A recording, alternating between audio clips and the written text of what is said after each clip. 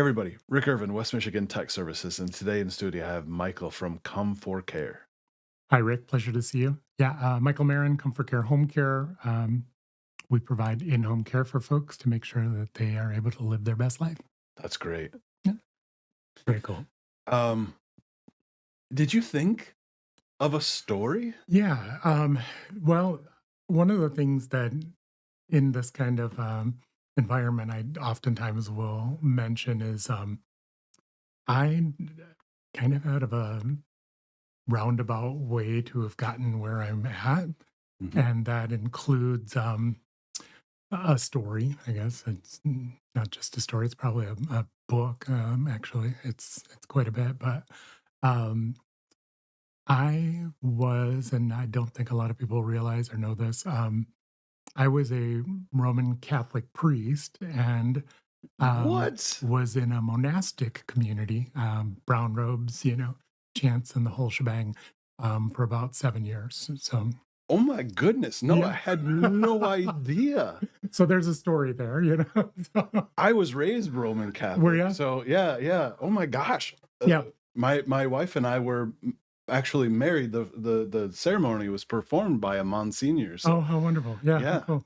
Wow. Yeah. What? What? Yeah, yeah, yeah.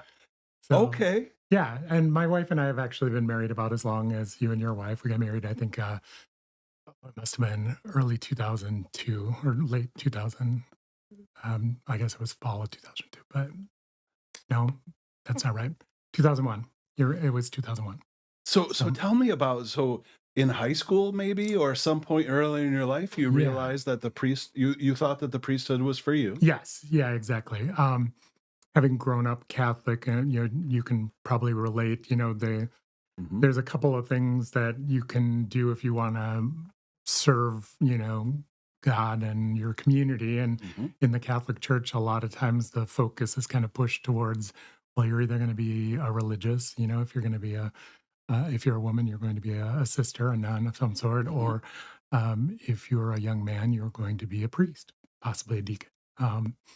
And so I went to Catholic University, Franciscan University of Steubenville in Ohio. And that university is fairly conservative Catholic university, and a lot of folks that go to school there kind of end up in the religious life or as a priest. So it was kind of always in the back of my mind, and not something that when I was 18, 19, I was really thinking about. But by the time I was graduating around 21, it was definitely at the forefront. How am I going to serve? And that became the idea. So, Wow. yeah, Wow.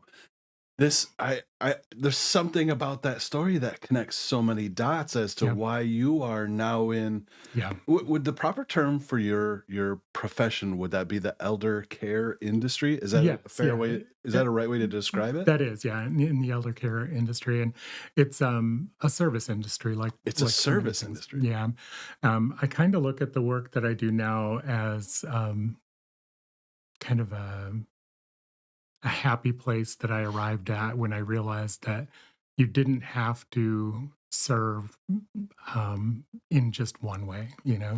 It took a roundabout way of getting there, but that was kind of my track. And after I left religious life and the priesthood and got married, I looked for ways to connect with my community and do good. Always had that desire.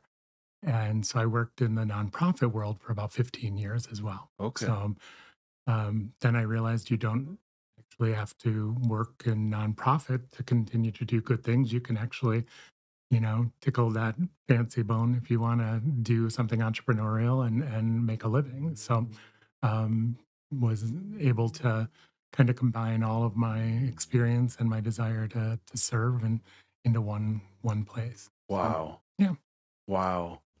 Wow. it's a story. That is quite the story. I mean, I don't even I normally when I'm doing something like this, like an Mhm. interview, I've got questions, but I Yeah. don't even know what to ask. I don't even know where to begin. Yeah. Wow. Yeah, it was an interesting experience. I probably didn't share this either, but I had done my seminary work, my studies in Poland. So that's where all of this was taking place.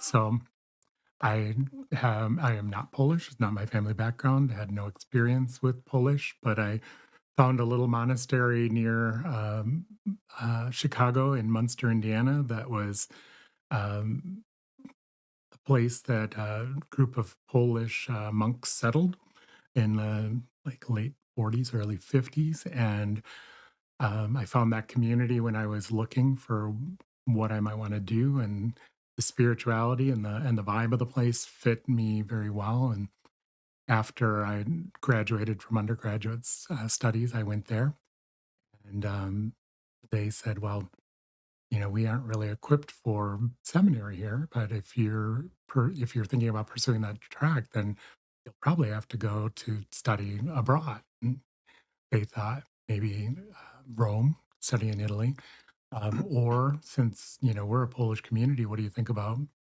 studying in Poland? I said, I don't know anything about Poland, but I mean, I'd been there. I do take that back. I did know something about it. I had in my undergraduate program, I did a semester abroad. I was in Austria, 1991, 1992, the cusp of there, and I went to Poland. I went to visit Krakow, the kind of main city in the south, and to Auschwitz to see the camp there. So that was my entire experience of Polish at the time. Wow. Yeah. Wow. Wow.